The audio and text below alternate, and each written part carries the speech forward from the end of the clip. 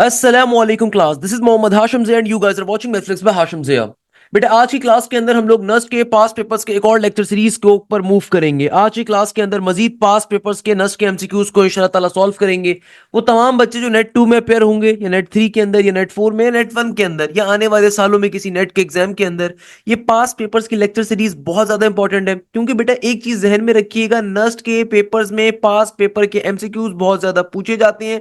Nernst के exam के अंदर आपके पास स्ट्रेट 100 एमसीक्यूज का पोर्शन मैथ्स का आएगा।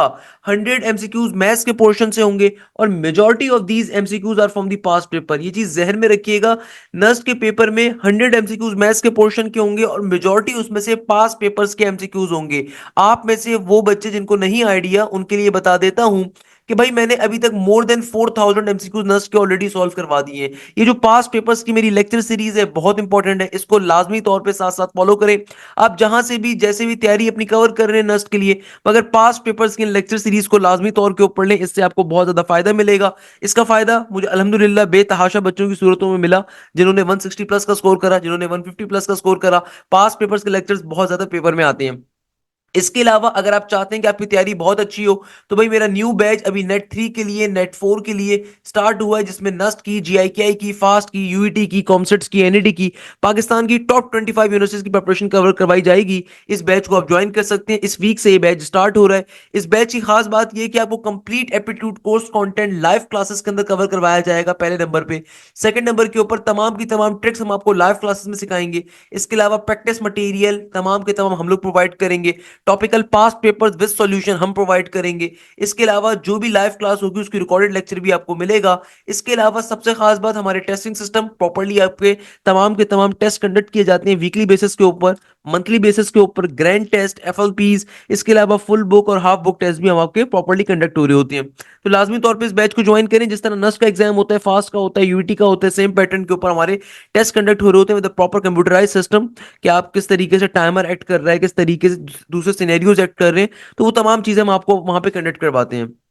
खैर, आज की क्लास के ऊपर मूव करेंगे। आज की क्लास के अंदर जो पहला क्वेश्चन आ रहा है, एग्जामिनर कहता है equation of hyperbola is 16x+1 का होल स्क्वायर माइनस का 8 इंटू वाई माइनस 3 का whole square is equal to 16। The equation of its directrices will be dash. देखो, सबसे पहले तो आपको मालूम होना चाहिए डायरेक्ट्रिसेस की इक्वेशन निकलेगी कैसे। उससे भी पहले आपको मालूम होना चाहिए कि ये जो आपको हाइपरबोला की इक्वेशन गिवन है, ये हाइपरबोला साहब, ये हाइपरबोला साहब क्या यहाँ पे कॉन्जुगेट एक्सिस कहां पर है, ट्रांसफर एक्सिस कहां पर है? तो भाई सबसे पहले काम क्या करोगे आप, देखो इक्वेशन क्या गिवन है। आपको इस क्वेश्चन में इक्वेशन गिवन है 16 का 16 और आगे ब्रैकेट के अंदर आ रहा है x+1 का होल स्क्वायर, फिर माइनस का साइन 8 का 8 और यहां पे ब्रैकेट के अंदर आ रहा है y-3 का होल स्क्वायर इक्वल टू के बाद 16।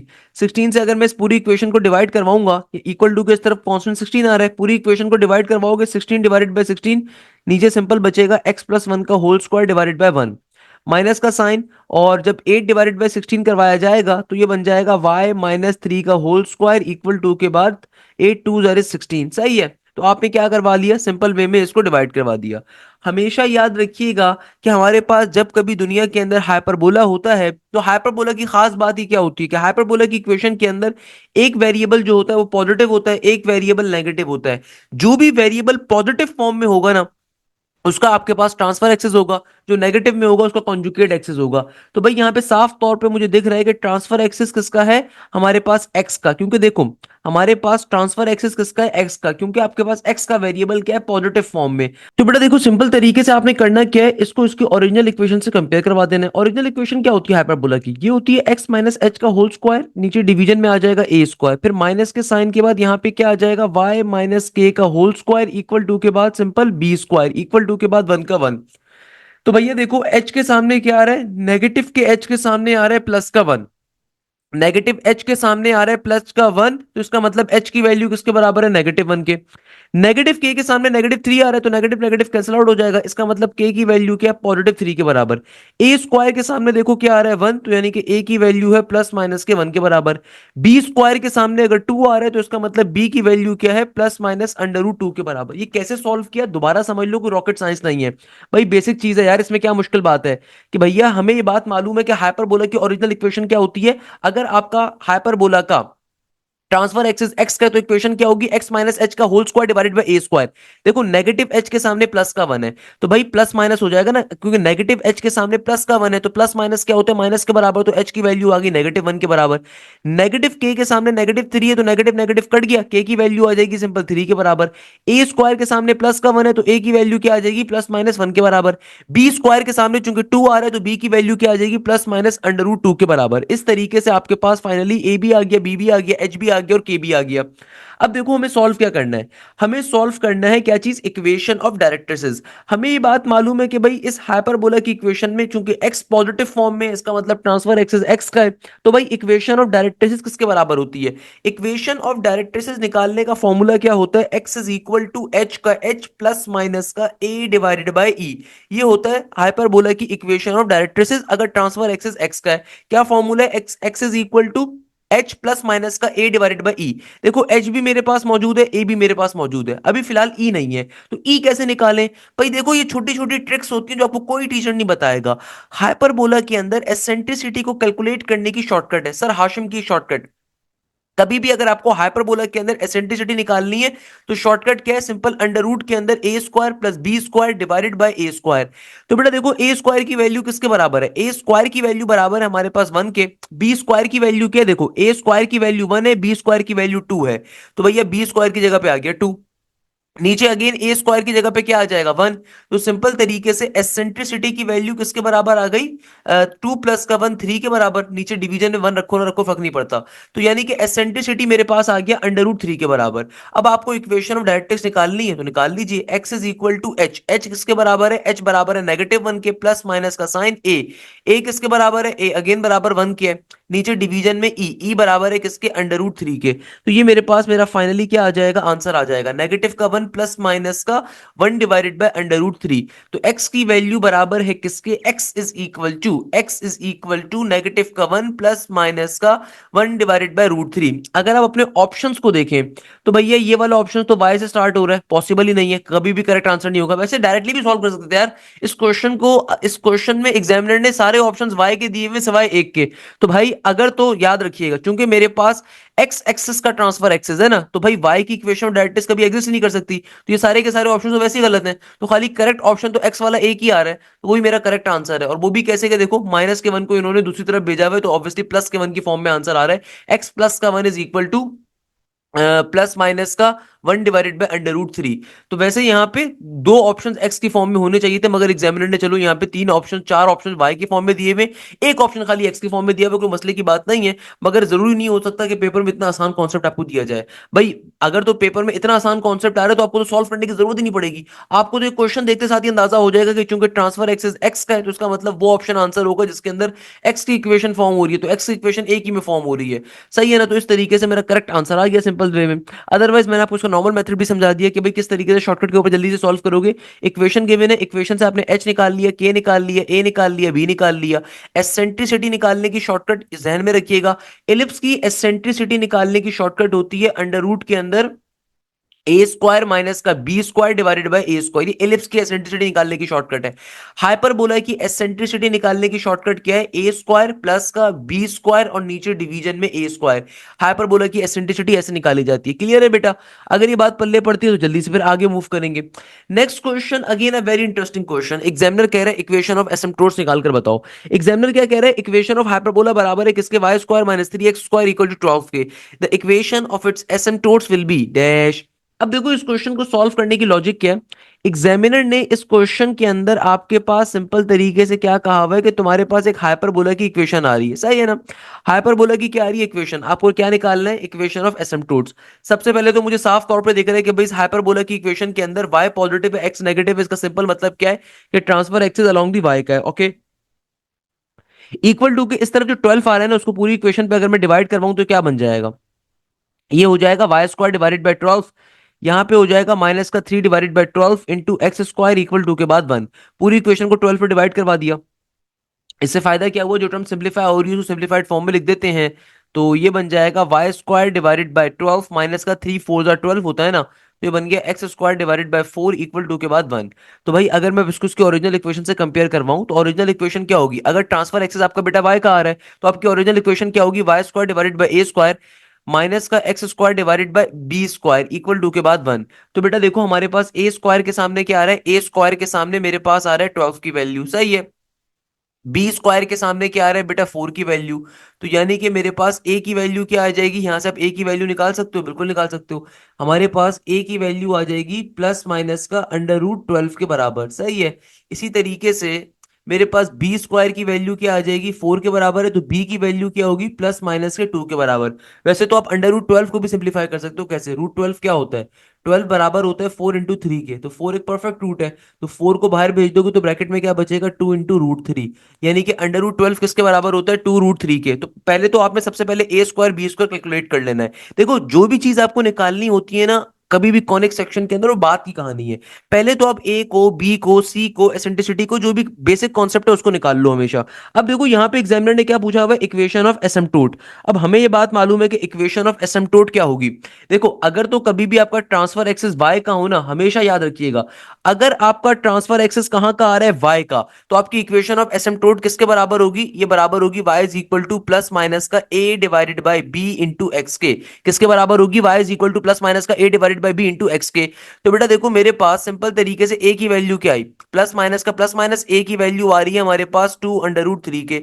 b किसके बराबर है, b बराबर है 2 के, और यहां पर आ गया x का बराबर x, सही है ना। अब आप इसको सिंप्लीफाई करवा दो, 2 से 2 कट जाएगा।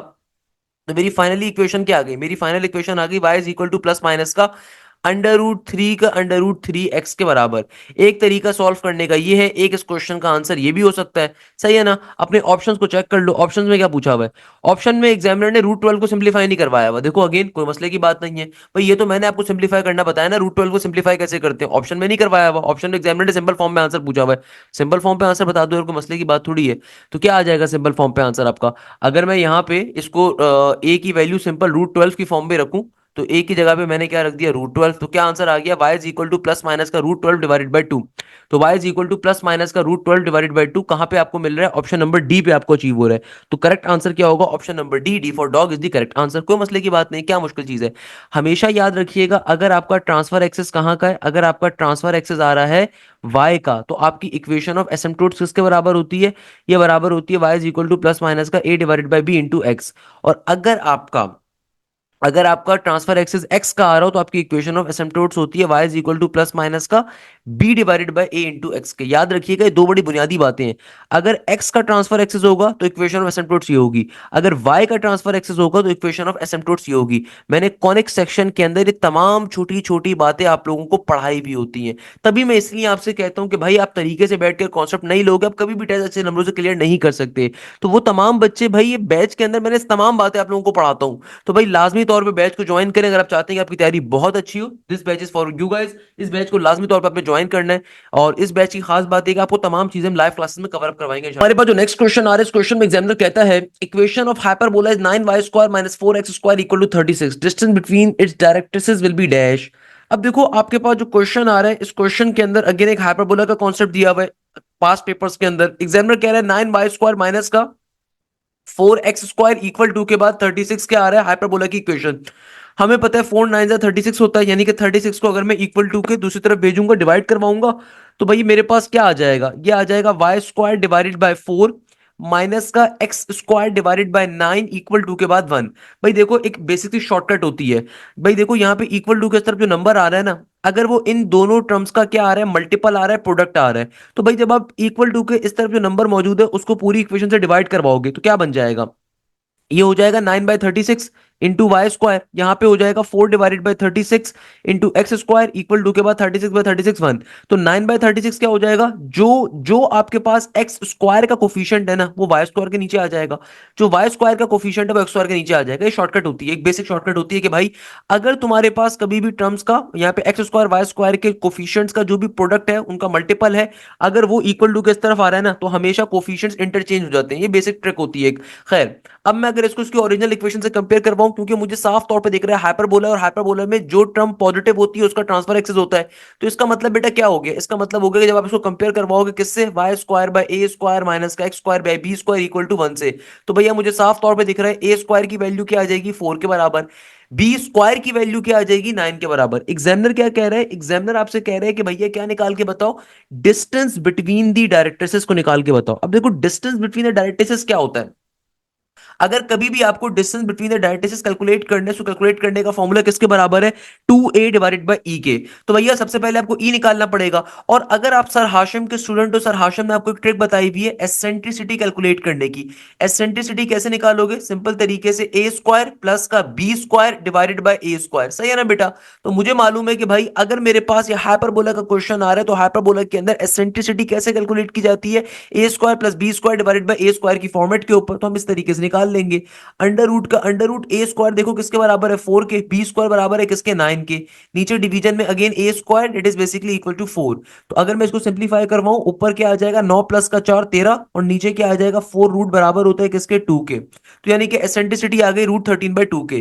तो बेटा देखो मेरे पास सिंपल इक्वेशन ऑफ या डिस्टेंस बिटवीन द डायरेक्ट्रिसेस क्या आ जाएगा 2a डिवाइडेड बाय ई, तो 2 का 2 इट इज ए की वैल्यू क्या है, ए बराबर है हमारे पास सिंपल तरीके से किसके, ए स्क्वायर की वैल्यू अगर 4 है तो ए की वैल्यू क्या होगी 2 के बराबर, और नीचे एसेंट्रिसिटी का ई, तो ई किसके बराबर है, ई बराबर है √13 डिवाइडेड बाय 2 के। मैथ्स का बेसिक कॉन्सेप्ट है, एक से ज्यादा टर्म्स अगर डिवाइड हो रही हो, सबसे नीचे वाली टर्म नीचे से ऊपर जाके रेसिप्रोकेट फॉर्म में लिखी जाती है, तो 2 2 जार 4 हो गया, और ये नीचे वाली टर्म नीचे से ऊपर जाके पलटी खा के लिखी जाएगी, तो क्या बन गया 2/√13। इसको अगर मैं फर्दर सिंप्लीफाई करने के ऊपर लेकर जाऊं तो ये क्या बन जाएगा, इसको अगर आप फर्दर सिंप्लीफाई करो तो ये हो जाएगा हमारे पास सिंपल तरीके से 4 2 जार इज 8, और नीचे आ जाएगा डिवीजन में √13। तो ये मेरा फाइनल आंसर होना चाहिए।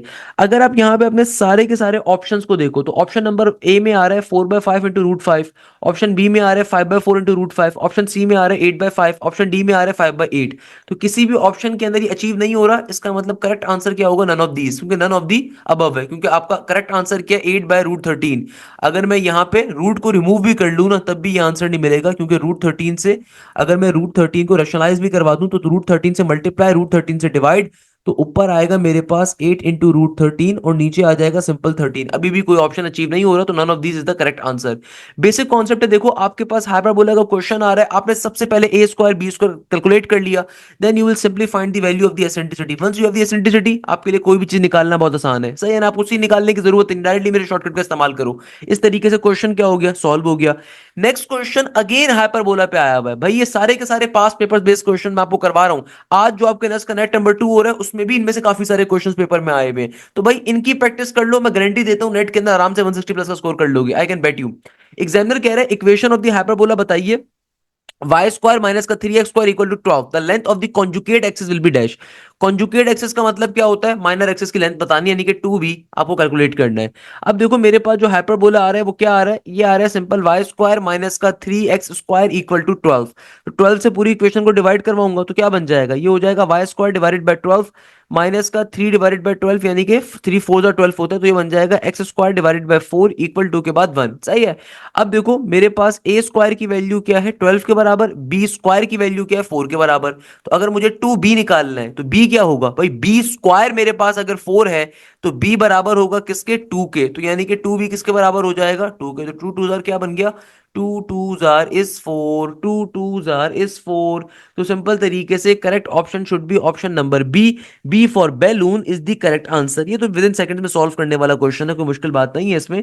सिंपल वे में क्वेश्चन क्या हो गया हमारा, सिंप्लीफाई हो गया, सॉल्व हो गया।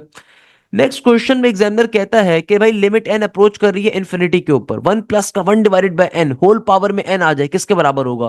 बेटा ये बहुत फेमस एक कॉन्सेप्ट है, हमारे पास लिमिट का एक फॉर्मूला होता है। याद रखिएगा लिमिट्स के अंदर हमारे पास एक कॉन्सेप्ट होता है कि कभी भी दुनिया में अगर आपकी लिमिट कहां अप्रोच कर रही है इन्फिनिटी के ऊपर, आपकी कभी भी फर्स्ट वैल्यू बराबर है 1 के, और सेकंड वैल्यू में जो भी टर्म आ रही है, सेकंड वैल्यू में जो भी टर्म आ रही है, अगर उसका रेसिप्रोकल, यानी कि अगर सेकंड टर्म में वैल्यू आ रही है 1/x तो इसका रेसिप्रोकल क्या होगा x डिवाइडेड बाय 1, बाहर पावर में एग्जिस्ट कर रहा है तो इसका आंसर होता है किसके बराबर, नेचुरल एक्सपोनेंट के। It's a very basic formula कि दुनिया में कभी भी अगर आपका फंक्शन इन्फिनिटी पे अप्रोच कर रहा है, आपकी पहली वैल्यू हमेशा वन होनी चाहिए, पहली वैल्यू हमेशा वन होनी चाहिए। सेकंड टर्म के अंदर जो भी वैल्यू आ रही है उसका रेसिप्रोकल अगर बाहर पावर में एग्जिस्ट कर रहा है तो आपका आंसर क्या होगा, नेचुरल एक्सपोनेंट के बराबर। तो correct answer should be option number E, E for elephant, option number B. B के अंदर क्या है, E, E for elephant is the correct answer. अच्छा, नेक्स्ट क्वेश्चन लिमिट्स के टॉपिक से पूछा हुआ है। एग्जामिनर कहता है कि भाई लिमिट एन अप्रोच कर रही है कहां पे, इन्फिनिटी के ऊपर। क्वेश्चन आ रहा है एक्स स्क्वायर माइनस का x divided by x plus का वन। एग्जामिनर कहता है कि भाई इस क्वेश्चन को सॉल्व करो। अब अच्छा बेटा, अब देखो हमारे पास जो एक और क्वेश्चन पेपर के अंदर पूछा गया, इसमें एग्जामिनर कह रहा है कि भाई तुम्हारी लिमिट अप्रोच कर रही है नेगेटिव वन के ऊपर। क्वेश्चन आ रहा है एक्स क्यू माइनस का x divided by x plus का वन। देखिए इस चीज को आपने हमेशा ध्यान में रखना है, कभी भी बेटा अगर लिमिट का क्वेश्चन आए ना, तो जो भी आपकी लिमिट अप्रोच कर रही है उसको पहले क्वेश्चन में डाल के चेक करो। जैसे कि मेरी यहाँ पे लिमिट अप्रोच कर रही है नेगेटिव वन के ऊपर, तो अगर मैं नेगेटिव वन को यहाँ पे डायरेक्टली पहले डाल के चेक करता हूँ कि भैया आया मेरा फंक्शन सेटिस्फाई हो रहा है इसके ऊपर या नहीं हो रहा, तो जहां जहां इनपुट आएगा ना वहां पे नेगेटिव वन में डाल रहा हूँ, जहां जहां इनपुट आ रहे हैं वहां नेगेटिव वन डाल रहा हूँ। देखो ऊपर कुछ भी बने मसला नहीं है, नीचे कभी भी जीरो नहीं बनना चाहिए। मुझे साफ तौर पे दिख रहा है कि नीचे भी क्या बन जाएगा, जीरो बन जाएगा। इसका मतलब फंक्शन अनडिफाइंड हो रहा है, यानी कि लिमिट के ऊपर फंक्शन क्या हो रहा है, अनडिफाइंड। तो भाई कभी भी अगर लिमिट अप्लाई करने पे फंक्शन अनडिफाइंड हो रहा है तो आपको एल हॉपिटल रूल को इस्तेमाल करना है। एल हॉपिटल रूल के ऊपर फंक्शन को पहले डिफाइन करते हैं। कैसे, ऊपर वाली टर्म का डेरिवेटिव रख लूंगा तो एक्स क्यूब का डेरिवेटिव क्या हो जाएगा, थ्री एक्स स्क्वायर माइनस का एक्स का डेरिवेटिव नेगेटिव का वन हो गया। ऊपर वाली पूरी टर्म का डेरिवेटिव अलग लिया, नीचे वाली टर्म का डेरिवेटिव लूंगा। एक्स प्लस वन का डेरिवेटिव क्या होगा, एक्स का डेरिवेटिव वन हो गया, वन का डेरिवेटिव जीरो हो गया। अब फाइनली जब मैं लिमिट को अप्लाई करवाऊंगा तो चूंकि लिमिट अप्रोच कर रही है नेगेटिव वन पे, तो जहां जहां एक्स आ रहा है वहां पे नेगेटिव वन डाल दीजिए। तो ये बन जाएगा नेगेटिव वन का स्क्वायर नेगेटिव का वन, वन का वन इट इज। तो नेगेटिव वन का स्क्वायर प्लस का वन, थ्री माइनस का वन, ये आ गया सिंपल टू के बराबर। तो मेरा फाइनल आंसर क्या आ गया, टू के बराबर। सो करेक्ट आंसर क्या होगा, option number E, E for elephant, E for elephant is the correct answer. Question क्या हो गया हमारा, सॉल्व हो गया। That's a logic here. अच्छा, नेक्स्ट क्वेश्चन में एग्जामिनर कह रहे हैं, अगेन ये वाला please mark it out, it is one of the most important question. इस क्वेश्चन में एग्जामिनर आपसे कह रहे हैं कि लिमिट एक्स अप्रोच कर रही है जीरो के ऊपर। क्वेश्चन आ रहा है वन प्लस का टू एक्स होल पावर में one divided bye x. Examiner कहते हैं सॉल्व करके बताओ। अब देखो भाई इस क्वेश्चन को सॉल्व कैसे करेंगे। एग्जामिनर आपसे कह रहे हैं कि तुम्हारा जो एक्स है ना वो अप्रोच कर रहा है कहां पे, जीरो के ऊपर। फंक्शन क्या आ रहा है, फंक्शन आ रहा है वन प्लस का टू एक्स और होल पावर में आ रहा है वन डिवाइडेड बाय एक्स। याद रखिएगा भैया, लिमिट्स के अंदर हमारे पास एक फॉर्मूला होता है, लिमिट्स के अंदर हमारे पास एक बेसिक फॉर्मूला होता है, एक बेसिक प्रॉपर्टी होती है जो बहुत ज्यादा पेपर्स में आती है। ये प्रॉपर्टी इटसेल्फ पेपर में बहुत आती है। ये प्रॉपर्टी होती है कि कभी भी लिमिट अगर अप्रोच कर रही है कहां पे, जीरो के ऊपर, देन फर्स्ट टर्म अगर वन के बराबर है, फिर आगे आपके पास कोई भी सेकंड टर्म आ रही है, सेकंड टर्म की वैल्यू अगर बाहर पावर में क्या है, रेसिप्रोकल के अंदर, तो आपका आंसर क्या होगा, ई के बराबर। भाई ऊपर वाली जो ट्रिक पड़ी थी वो डिफरेंट थी, वहां पे आपकी फंक्शन इन्फिनिटी पे अप्रोच कर रहा है, यहाँ पे आपका फंक्शन जीरो पे अप्रोच कर रहा है। तो भैया जरा गौर से देखिएगा कैसे सॉल्व करेंगे। अब देखो इस क्वेश्चन को सॉल्व कैसे करेंगे कि यहाँ पे सेकंड टर्म में आ रहा है टू एक्स, तो भाई मेरे पास यहाँ पे जो सेकंड टर्म आ रही है वो आ रही है टू एक्स के बराबर, तो इसका रेसिप्रोकल क्या होगा, टू एक्स का, टू एक्स का रेसिप्रोकल होगा वन बाय टू एक्स। अभी देखो बाहर आपके पास सिर्फ वन बाय एक्स मौजूद है, तो पहले मुझे पावर में टू लाना पड़ेगा। कैसे लेकर आएंगे, अगेन बेसिक कॉन्सेप्ट है, टू से मल्टीप्लाई टू से डिवाइड करके लेकर आ जाइए। तो क्या बन गया, limit x approaches to zero. आगे मेरे पास क्या है, वन प्लस का टू एक्स एडिटिस का एडिटिस। और देखो बाहर पावर में वन बाय एक्स था, तो मुझे क्या चाहिए था, मुझे टू चाहिए, तो मैंने टू से मल्टीप्लाई करवा दिया, टू से डिवाइड करवा दिया। हमने क्या करवा दिया, टू से मल्टीप्लाई टू से डिवाइड। इससे फायदा क्या हुआ कि भाई बाहर पावर में रेसिप्रोकल के अंदर one by two x form हो गया। अब इस वाले टू को मैं अलग करके लिख देता हूं, तो ये क्या बन गया, ये बन गया मेरे पास limit x approaches to zero. यहां पे क्या हो जाएगा, वन प्लस का टू एक्स, सही है, और वन पावर में one by two X as it is. और ये जो बाहर वाला एक टू था ना, इसको मैं ब्रैकेट के बाहर शिफ्ट कर देता हूँ, क्योंकि power power always multiply, it's a basic concept. तो पावर पावर ऑलवेज मल्टीप्लाई, तो इसको मैंने ब्रैकेट से बाहर शिफ्ट कर दिया। इससे फायदा क्या हुआ कि आपकी फाइनली सेकंड टर्म का बाहर रेसिप्रोकल फॉर्म हो गया। तो भैया इस पूरी चीज के ऊपर मैं क्या अप्लाई कर सकता हूँ, लिमिट का फॉर्मूला। तो यहाँ पे आ गया सिंपल ई का ई, और जो बाहर पावर में स्क्वायर था वो ई के ऊपर आ जाएगा। तो मेरा फाइनल आंसर आ गया। तो करेक्ट आंसर क्या होगा, option number A for Apple is the correct answer. Limits के क्वेश्चन बहुत ज्यादा पेपर्स के अंदर आए, तो भाई इसका आपने ख्याल रखना है। अच्छा, एक और क्वेश्चन जो हमारे पास आ रहा है, इसमें एग्जामिनर कहता है कि भाई लिमिट एक्स अप्रोच कर रही है कहां पे, वन के ऊपर। तो बताइए एक्स स्क्वायर माइनस का one divided bye x square plus x minus का टू किसके बराबर होगा। अगेन सेम लॉजिक का एक क्वेश्चन है नस्ट के पेपर का। तो भाई आपने करना क्या है, सबसे पहले आपकी जो भी लिमिट अप्रोच कर रही है उसको डाल के चेक कर लेते हैं। भाई जो भी मेरी लिमिट अप्रोच कर रही है ना उसको डाल के चेक करते हैं कि आया इसके ऊपर फंक्शन सेटिस्फाई हो रहा है नहीं हो रहा।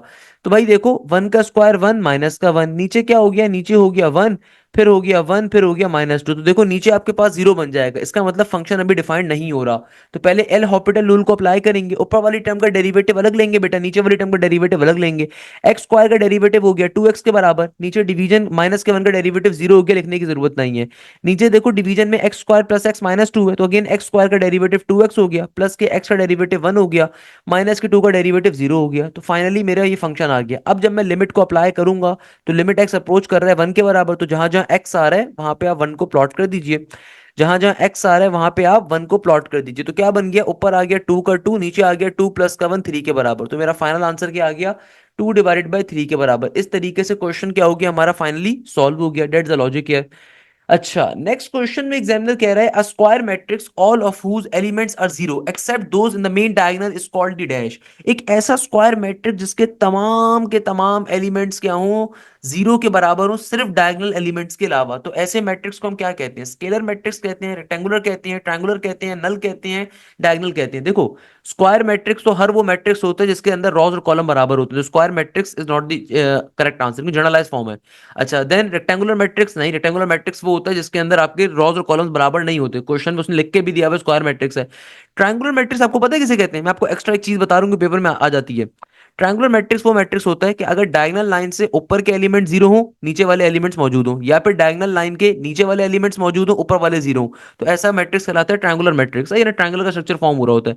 नल मैट्रिक्स वो मैट्रिक्स होता है इसमें जीरो फॉर्म हो रहा हो। डायगोनल मैट्रिक्स फाइनली वो मैट्रिक्स होता है जिसके अंदर सिर्फ डायगोनल एलिमेंट्स मौजूद हो, बाकी नॉन डायगोनल सारे के सारे जीरो हो। It is known as the diagonal matrix. MCQ जो पेपर के अंदर पूछा गया, एग्जामिनर इसमें कह रहा है square matrix A such that A transpose is A क्या कहलाएगा, nilpotent, idempotent, involuntary, symmetric, none of these. देखो निल पोटेंट मैट्रिक्स क्या होता है, ये एमसीक्यूज बहुत इंपॉर्टेंट है, ये हर दफा नेट के अंदर हर दूसरे बच्चे के पेपर में से कोई ना कोई एमसीक्यूज आया हुआ होता है। तो मैं आपको कंडीशन बता देता हूँ।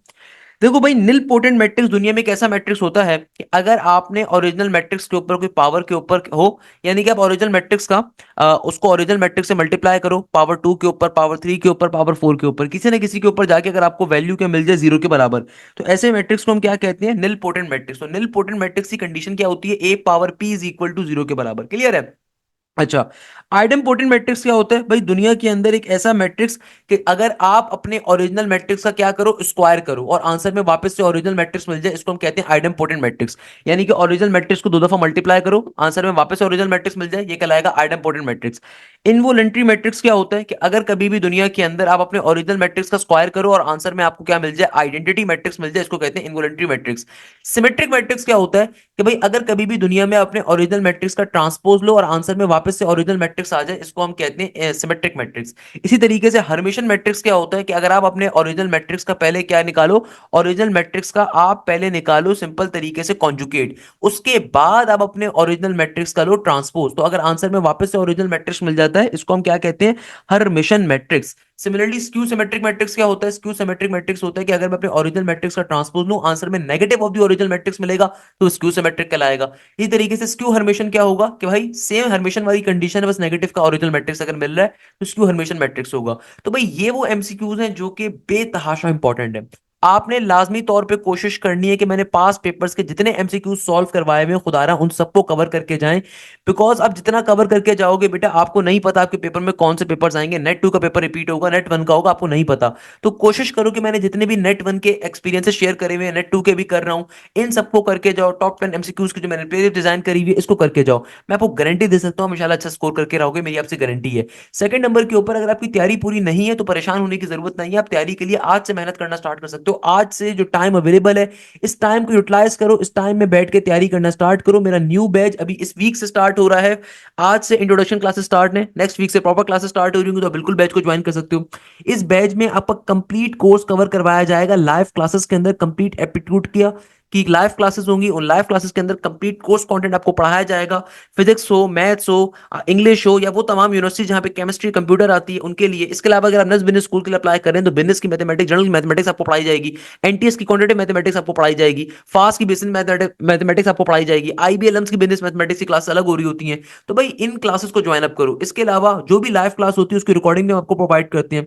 इसके अलावा कंप्लीट कोर्स की रिकॉर्डिंग भी आपको मिल रही होती है। इसके अलावा प्रॉपर्ली आपके टेस्ट कंडक्ट होते हैं। इसके अलावा जो भी आपके टेस्ट होते हैं उन सब टेस्टों का आपको सॉल्यूशन भी प्रोवाइड किया जाता है कि भाई किस टॉपिक के अंदर क्या क्वेश्चन पूछा गया था, उसका क्या सॉल्यूशन है and so on.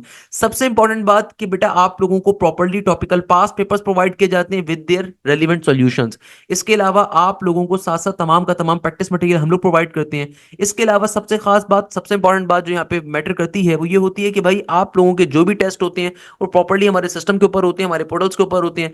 Live classes आपकी प्रॉपर्ली जूम के ऊपर कंडक्ट होती हैं, रिकॉर्डिंग्स वगैरह आपको हमारे पोर्टल के थ्रू मिल रही होती हैं, टेस्ट वगैरह हमारे पोर्टल के ऊपर कंडक्ट होते हैं, प्रॉपर टाइमर्स होता है टेस्ट के ऊपर कि आप प्रॉपर्ली एक मैकेनिज्म के ऊपर एक तरीके से अपनी बैठ के तैयारी कर सको। इसके अलावा जो मटेरियल होते हैं हम लोग आपको प्रोवाइड करते हैं। पाकिस्तान की टॉप 25 यूनिवर्सिटीज की प्रिपरेशन इस बैच में कवर करवाई जाएगी। चाहे आप नस की तैयारी कर रहे हो, फास्ट की कर रहे हो, यूईटी की, एनईडी की, आईबीए की, मेरान की, दाऊद की, कॉमसेट्स की, प्यास की, जीआईकेआई की, लम्स की, आईटीयू की, आप किसी भी यूनिवर्सिटी की तैयारी कर रहे हो, ये बैच आपके लिए मोर देन इनफ होगा। इस बैच में आपको तमाम यूनिवर्सिटीज की तैयारी करवाई जाएगी। हम अपने बच्चे को इतना कंटेंट देते हैं कि भाई बच्चे पे मैटर करता है बच्चा किन यूनिवर्सिटी टारगेट करेगा। अगर आप सिर्फ नस की तैयारी करो, आप नस के लिए रजिस्टर करवाओगे। अगर आप नस के अलावा बाकी यूनिवर्सिटीज को भी टारगेट करो, आपको उनकी क्लासेस भी प्रोवाइड की जाएंगी। तो भाई इस बैच के अंदर इंशाल्लाह आपसे मुलाकात होगी। यहीं पे इस क्लास को एंड करेंगे इस उम्मीद के साथ कि आप जाएं जैसे खैरियत से होंगे। मुझे बहुत सारी दुआ में रखिएगा। जज़ाकल्लाह, thank you so much. Hashim Zia signing of.